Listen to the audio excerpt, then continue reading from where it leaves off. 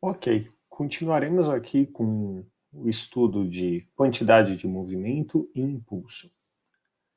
Apresentar a segunda lei de Newton na forma força vezes tempo é igual à variação da quantidade de movimento, como eu havia dito, é muito útil para fazer certas análises.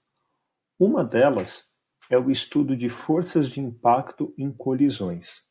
Olha só, aqui nós temos seis takes, 6 cenas de uma bola de tênis colidindo com o chão. Então, o tempo aqui está graduado em milissegundos. Então, aqui eu tenho um instante de 0,1 milissegundo, 8 milissegundos, 10 milissegundos, que é o instante que a bola toca o chão. 12,1 milissegundos, percebe que a bola deforma bastante. 14,5 milissegundos, que é um instante de tempo que ela está voltando a subir, e 17 milissegundos, que é um instante de tempo que a bola de fato já está subindo, né? Já perdeu bem o contato com o chão. Pelo que a gente pode perceber aqui, o contato da bola com o chão dura 4,5 milissegundos. Né? Então a bola está em contato com o chão desde o instante 10 até o instante 14,5. Vamos aqui fazer uma análise das forças envolvidas nesse processo. Quando a bola está em contato com o chão, eu tenho duas forças agindo sobre ela. A força peso, vertical para baixo, e a força normal, vertical para cima. Aqui eu trouxe alguns dados. Olha só, o tempo de interação é 4,5 milésimos de segundo, ou 4,5 vezes 10 a menos 3 segundo. A massa de uma bola de tênis é por volta de 60 gramas.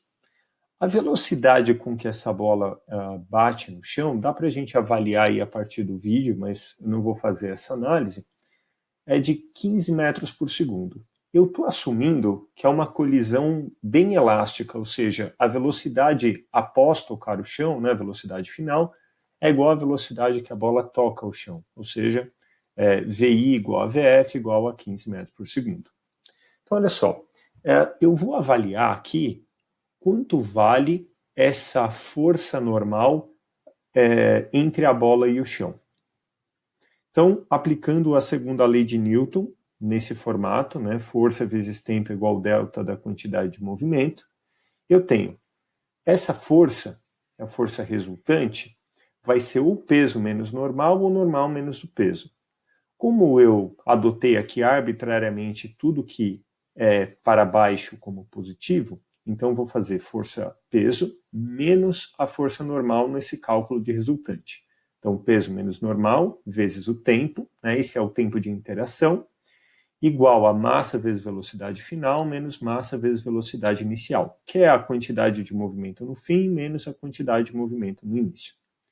Então, substituindo os valores, a força-peso é 0,6 newton, assumindo aqui um G igual a 10, menos a força normal, que eu não sei, vezes o tempo é igual massa vezes velocidade final. Ó, aqui a gente tem que tomar um cuidado.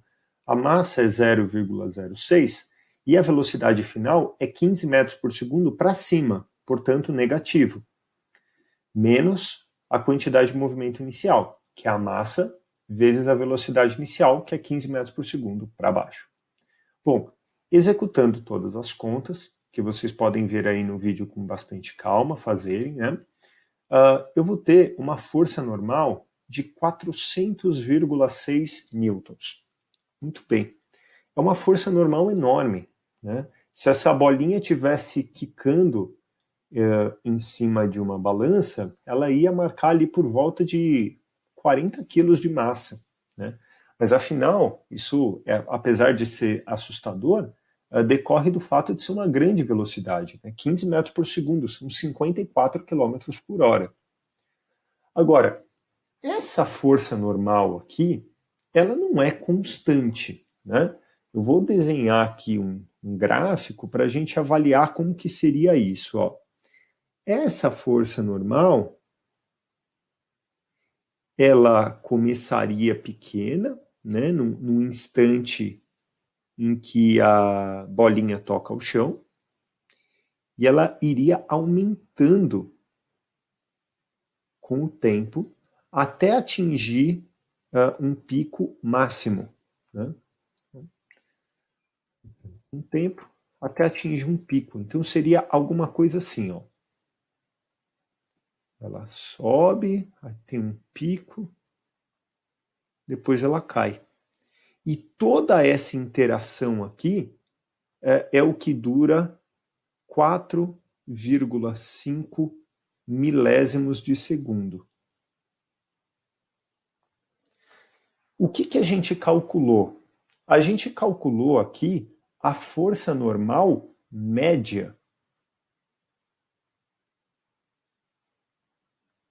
que seria a força normal constante que eu teria que ter sobre essa bolinha para causar a mesma variação da quantidade de movimento que esta normal causou no mesmo tempo. Então, essa força normal média seria aqui um valor intermediário, né? Um valor constante intermediário, de modo que a variação da quantidade de movimento que ela causa é igual a essa força normal variável aí, tá certo? Agora, vamos ver qual que é a influência do tempo de colisão nessa força. Vamos supor que esse tempo de colisão aqui, em vez de 4,5 milissegundos, seja 9 milissegundos, ou seja, eu dobrei o tempo de colisão. Bom, é exatamente a mesma conta de antes, a única coisa que mudou foi o tempo, que eu sublinhei em vermelho. Fazendo essa conta, a gente vai chegar numa força normal de 200,6 newtons, ou seja, aproximadamente 200 newtons, metade, aproximadamente de novo, aproximadamente metade da força normal anterior. Ou seja, esse grande tempo de colisão, esse aumento no tempo de colisão, faz com que o impacto seja reduzido de forma considerável. Essa é a diferença entre você colidir numa superfície rígida e numa superfície macia. Quando você tem a colisão em uma superfície rígida, esse tempo de colisão é bastante pequeno, como aqui no caso anterior. É um tempo de colisão pequeno, gerando uma força brutal, ou seja, se você está dando um impacto num objeto rígido com o seu corpo, por exemplo, dando um soco na parede, vai doer muito, porque um tempo de colisão pequeno vai gerar um impacto gigantesco. Agora, se você coloca uma almofada na parede e dá um soco, o que vai acontecer? O tempo de colisão é bastante ampliado e essa força é bastante reduzida. É por isso que objetos mais macios, eles amortecem o impacto. Esse amortecer o impacto é diminuir a força, né? Muito bem. Agora, um detalhe importante aqui nesse tipo de problema. Quando a gente está falando de força vezes tempo igual ao delta da quantidade de movimento, essa força aqui é a força resultante. Um erro muito comum que as pessoas cometem nesse tipo de exercício é achar que essa força, que esse F já é a força de impacto. Não é. Né? Essa força de impacto, essa força de contato, é a força normal e ela faz parte da resultante, mas ela não é, neste caso, sozinha a força resultante. A gente tem que levar em consideração também o valor da força-peso nas nossas contas, ainda que, neste caso, a força-peso contribua muito pouco para o meu valor. Esse 0,6 aqui do peso é esse 0,6 aqui da força normal. Ou seja, se a gente tivesse se esquecido de contabilizar o valor do peso, essa força normal aqui daria 200 em vez de 200,6.